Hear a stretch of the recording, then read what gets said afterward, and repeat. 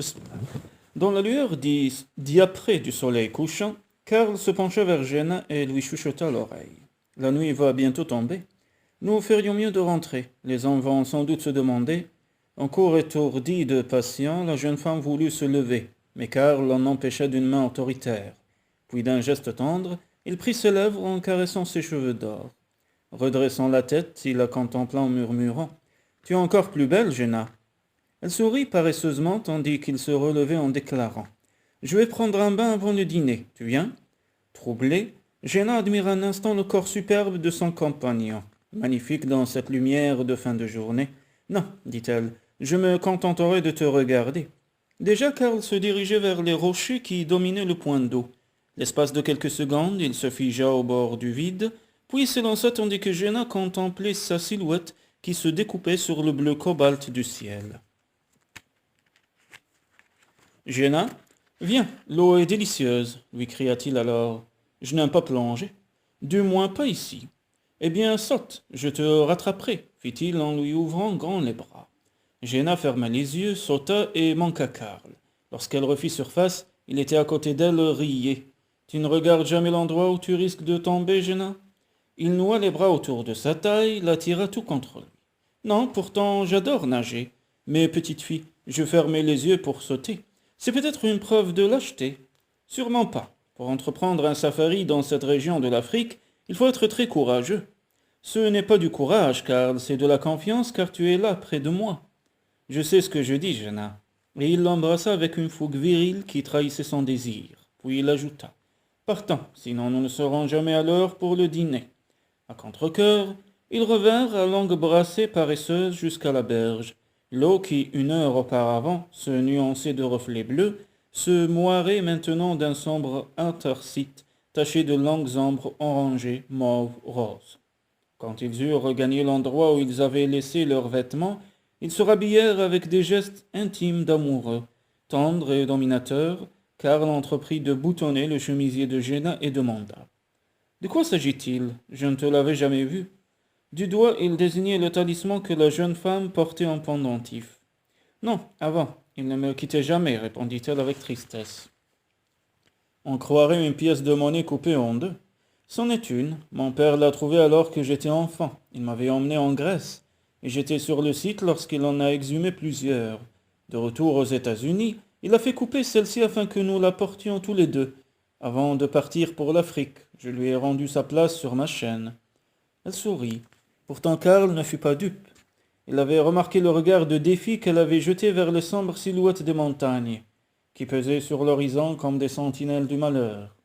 Sans mot dire, il passa un bras rassurant autour de ses épaules et ensemble, ils revinrent vers le camp. Il faisait nuit noire lorsqu'ils arrivèrent, et Karl profita de la pénombre pour embrasser Jenna une fois encore avant qu'il ne pénètre dans le cercle de lumière. Ils avaient entamé le dîner quand Jenna crut remarquer les coups d'œil furtifs des autres hommes. Embarrassée, elle demanda à Karl d'une voix intimidée. « Karl, il parle de nous. Ont-ils deviné ?»« Non, Jenna, mais à mon avis, ils s'en doutent. »« Alors de quoi parle-t-il ?»« De tes cheveux. Ta métamorphose les a étonnés. Ils te trouvent des airs de petite sauvageonne, mais leur sourire est un compliment, Jenna.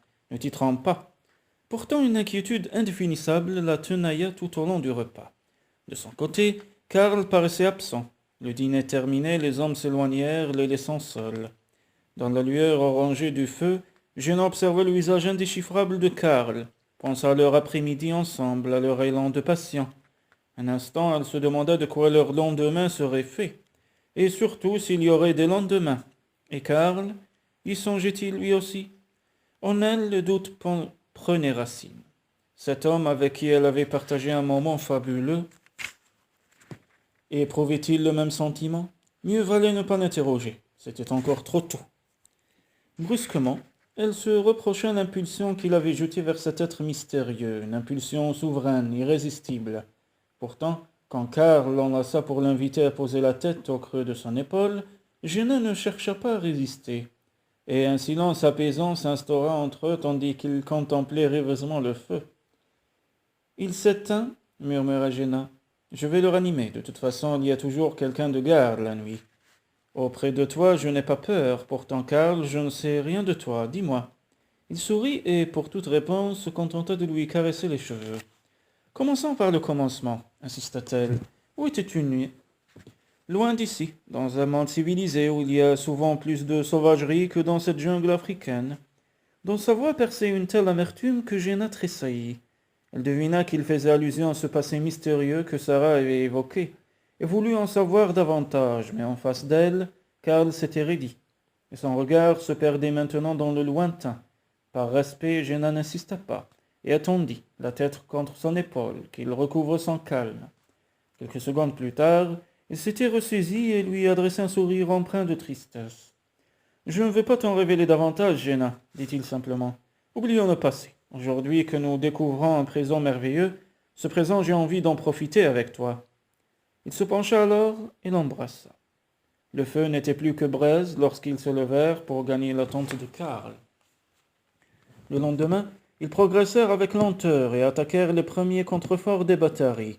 Ils s'engageaient maintenant dans une région sauvage, pratiquement inexplorée, dont Géna avait aperçu le matin même les pics déchiquetés, à présent cachés par une armée de nuages. Le cœur battant, elle contemplait ce paysage extraordinaire, songeait à l'émoi de son père devant cet univers qui cernait la mystérieuse cité de Malakunda. « Que c'est beau, dit-elle à Karl. « Oui, beau et fascinant. Peut-être un jour, Eric et moi pourrons nous programmer des safaris dans la région.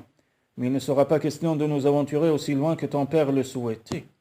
Jusqu'où est-il allé, à ton avis? Ça, nous ne le saurons jamais. D'après les rapports parvenus au Premier ministre, il serait enterré au-dessus du dernier site du campement connu. Nous devrions atteindre celui avant la nuit.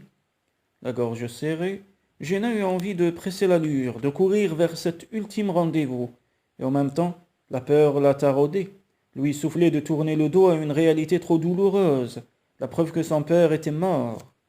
Le reste du trajet se révéla difficile, les mains crispées sur le volant, Karl peinait, les Range Rover cahotaient au gré de la piste taillée dans la forêt. Bringuembalait sur le regard moqueur des singes et des chimpanzés. Des fourrés montaient parfois de longs cris perçants. « Il y a des phacochères dans le coin, lui dit Karl. Et des serpents, précisa Abdallah, assis à l'arrière. Si tu t'éloignes du campement, n'oublie pas de te munir d'un bâton, ajouta Karl à l'adresse de Géna. Pourquoi? Pour me protéger des phacochères? Il éclata de rire. Non, on les entend venir de loin. Il suffit de s'écarter de leur chemin. En revanche, les serpents ne préviennent pas. Mieux vaut les effrayer en frappant le sol à intervalles réguliers. Alors ils s'enfuient.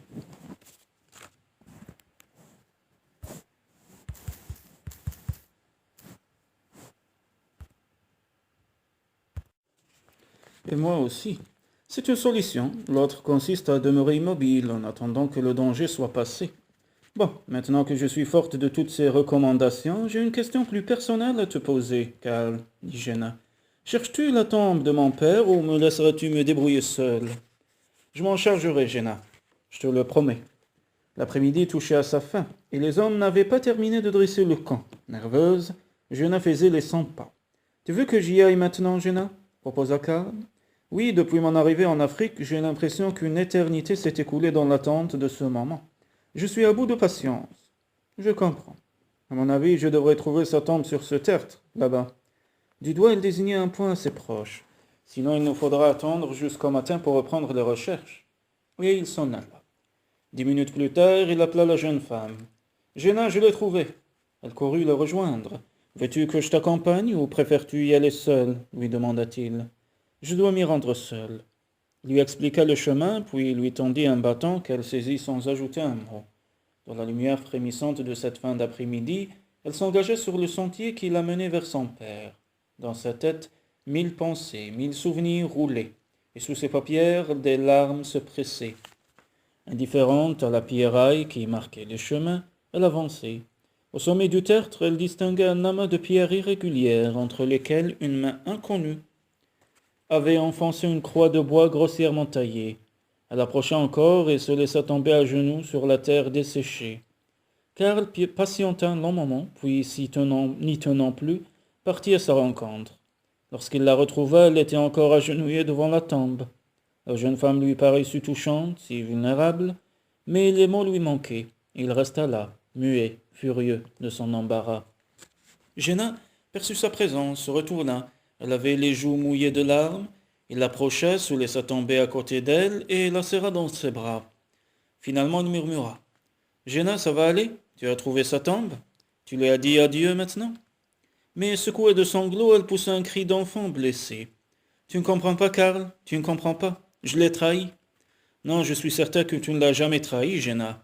Si, il m'a écrit un mois avant sa mort pour me demander de venir le rejoindre en Afrique. Il voulait m'avoir à ses côtés le jour où il découvrirait Maracunda. Ce n'était qu'un rêve, Jenna. Peu importe, il y avait des années que nous étions séparés. Ensemble, nous retrouver, c'était nous pardonner. Il s'interrompit un instant et reprit. J'avais voulu jouer les rebelles, me défendre des projets que mes parents avaient pour moi. J'ai même refusé de terminer mes études pour gagner New York et me laisser harper par cet univers futile qui leur déplaisait tant, et mon père attendait tant de moi. À chacun son destin, Jenna.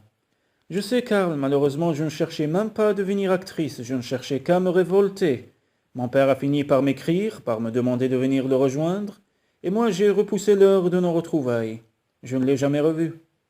Tu ne pouvais pas savoir qu'il allait vers la mort, Jenna. Pourquoi te sentir coupable? Je l'aimais tant, Karl. D'un geste plein de tendresse, il chercha à sécher ses larmes tandis qu'elle poursuivait. Il a été mon meilleur ami et je l'ai trahi. J'ai la certitude qu'il n'a jamais cru à ta trahison, je le connaissais un peu. John était un être très compréhensif. Or, tous les adolescents se révoltent un jour, c'est normal. Il avait confiance en ton amour, j'en suis sûr. Je l'espère, mais ce n'est pas tout. Elle s'était interrompue et tremblait maintenant. Nous en reparlerons demain, Jenna, dit-il pour l'apaiser. Tu as vécu assez d'émotions pour aujourd'hui. Bien, regagnons le campement. Jenna se réveilla bien avant l'aube, longtemps, elle patienta dans la pénombre, brumeuse, puis dès qu'un semblant de jour apparut, elle se leva furtivement. Elle tendait les mains vers ses vêtements quand Karl se redressa. Il est bien tôt, Jenna. Je sais, mais je vais demander à ma taube de me faire un café, s'il est debout. C'est probable. Comment te sens-tu? Bien. Et sur un pauvre sourire, elle sortit de la tente. Une fois dehors, elle évita Matoub et fila vers le sentier emprunté la veille. Le soleil se levait lorsqu'elle atteignit la tombe de son père. Plus calme cette fois, elle s'agenouilla devant le tas de pierres, ferma les paupières. Longtemps les souvenirs défilèrent, riches de moments heureux, d'éclats de rire et de tendresse à jamais enfouis. Brusquement, elle crut deviner une présence, ouvrit les yeux, se retourna et se trouva face à un groupe d'Africains. Le visage couvert de peintures rituelles, le corps ceint d'une simple pagne, ils la surveillaient, du bout de leurs fusils. Elle faillit crier, sentit un frisson glacé la parcourir. Au même moment, la voix de Karl s'éleva toute proche. « Jenna, écoute-moi. Relève-toi lentement, avance vers moi. Voilà, c'est bien. » Très droite, elle passa devant les 6 hommes qui la fixaient d'un regard sévère, essaya de ne pas céder à la panique. Elle fit mine de ne remarquer ni les plumes, ni les armes, ni l'hostilité de ces personnages inquiétants. De son côté, Karl leur parlait en swahili. Quand Jenna lui rejoint, il lui murmura très vite. « Ce sont des Ngesi. Ils ne parlent pas anglais. Je leur ai dit que tu étais une touriste venue faire un safari photo. Alors souris et redescends. » Le tertre. « Et tes hommes, où sont-ils? » Tout près, ne t'inquiète pas. Il n'y a pas de danger du moment que tu suis mes instructions à la lettre. Mais Jenna avait perçu quelque chose que Karl avait sans doute déjà remarqué et qui la poussa à crier. « Karl! Je sais, Jenna, tais-toi !» Au cou de l'un des Africains brillait un pendentif que la jeune femme connaissait bien, une pièce de monnaie coupée en deux. « Karl, cet homme a assassiné mon père !» Elle ne put en dire davantage, son compagnon l'avait saisie par le bras, la serrant de toutes ses forces. « Il faut partir maintenant, Jenna. » Elle essaya de résister, de protester en vain. « Tais-toi, Jenna, tu risques nos vies. Regagne immédiatement le campement. » Alors elle acquiesça d'un signe de tête et s'éloigna.